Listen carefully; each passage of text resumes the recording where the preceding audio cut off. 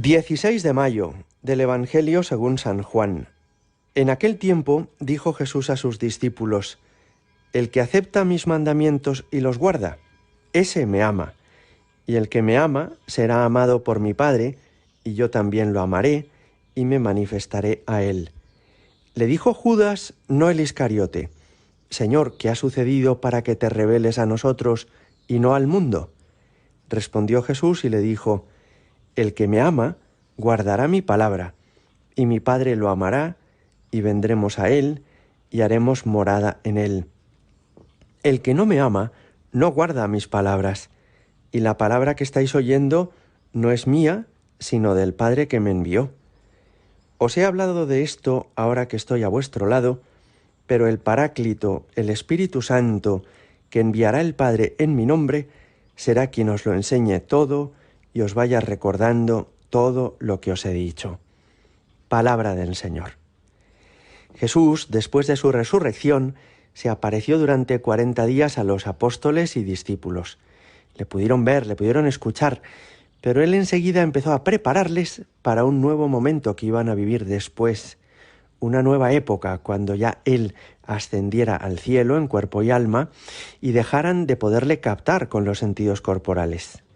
En esa nueva época, que es la que ya nos ha tocado vivir a nosotros, Jesucristo está presente en el mundo, vivo y palpitante en la Eucaristía, pero ya no lo vemos con los ojos de la cara, ni escuchamos el timbre de su voz con nuestros oídos. A cambio, Jesús, al marchar corporalmente al cielo, nos ha enviado el Espíritu Santo. Y hemos salido ganando porque ahora ya no tenemos a Dios a nuestro lado, como cuando los apóstoles tenían a Jesús en la barca o en la orilla del lago de Tiberíades. No lo tenemos cerca de nosotros, a nuestro lado, sino que podemos tener a Dios en nuestro interior. El envío del Espíritu Santo precisamente realiza esto, que Dios pueda vivir en nosotros, no ya cerca de nosotros, sino en nuestro interior. Y eso es todavía más grande y más importante. En estos próximos días vamos a escuchar en el Evangelio de la Misa a Jesús que nos habla sobre el Espíritu Santo. Recordamos todos que aprendimos desde pequeños que Dios, que es uno solo, es al mismo tiempo tres personas: Padre, Hijo y Espíritu Santo. Nos cuesta menos imaginar cómo es el Padre y el Hijo. Al Hijo, porque lo hemos visto, ha venido a nuestro mundo, con un rostro humano, con una sonrisa humana, con un corazón humano como el nuestro. Al Hijo lo conocieron los apóstoles personalmente, la Virgen lo tuvo en sus brazos, San José lo tuvo ayudándole en la carpintería. Al Padre también lo podemos imaginar, porque Jesús nos ha hablado de él y nos ha puesto parábolas, por ejemplo la del Hijo Pródigo, que nos ayudan a entender cómo es la ternura y la misericordia de Dios Padre.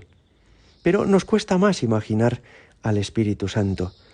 No tiene una forma humana, no tiene corporalidad, y entonces se nos escapa de alguna manera. Y es muy bonito que cuando le preguntan los apóstoles a Jesús por el Espíritu Santo, Jesús no nos habla directamente de él, sino que habla del efecto que produce en nosotros, de la consecuencia que se obra en nosotros cuando recibimos el Espíritu Santo. Por eso, cuando le preguntan los apóstoles por este Espíritu Santo, dice: El que acepta mis mandamientos y los guarda, ese me ama. Está hablando del efecto del Espíritu Santo en el corazón de las personas. Una persona muy llena de Dios es una persona que acepta los mandamientos de Dios y los guarda, que se va configurando, transformando interiormente a imagen, a modelo de Jesucristo. Dice también el Señor: El que me ama guardará mi palabra, y mi Padre lo amará, y vendremos a él y haremos morada en él. Está hablando de nuevo de lo que produce el Espíritu Santo, y es que convierte nuestro corazón en un templo donde Dios habita. Una persona que está llena del Espíritu Santo, que vive en gracia de Dios, es una persona en la que vive Dios, el Padre, el Hijo y el Espíritu Santo. A esto es a lo que los maestros de espiritualidad llaman la inhabitación del Espíritu Santo en nuestras almas. De la misma forma que un templo, una parroquia, puede estar hecha de ladrillo o de piedra, pero en su interior habita Dios en el sagrario, una persona bautizada que vive en gracia de Dios, aunque exteriormente sea idéntica a las demás, corporal, con algunas enfermedades, con los achaques propios de la vejez, interiormente está inhabitada por Dios mismo. Y esto hace de nosotros, como os decía, un templo sagrado. También, hablándonos del Espíritu Santo, dice Jesús que el Espíritu Santo que enviará el Padre en su nombre será quien os lo enseñe todo. Y esto nos llama la atención. En la vida tenemos muchas personas que nos hacen de maestros en la fe.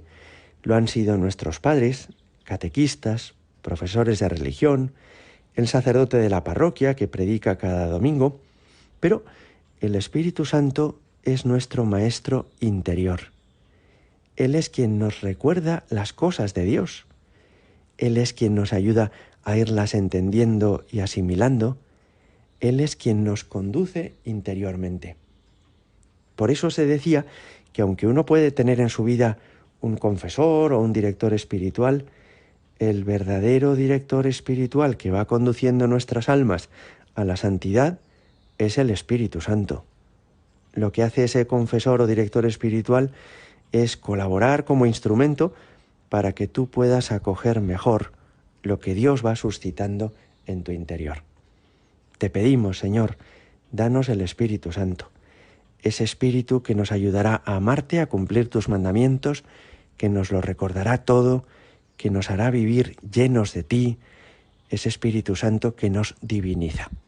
Gloria al Padre y al Hijo y al Espíritu Santo, como era en el principio, ahora y siempre y por los siglos de los siglos. Amén.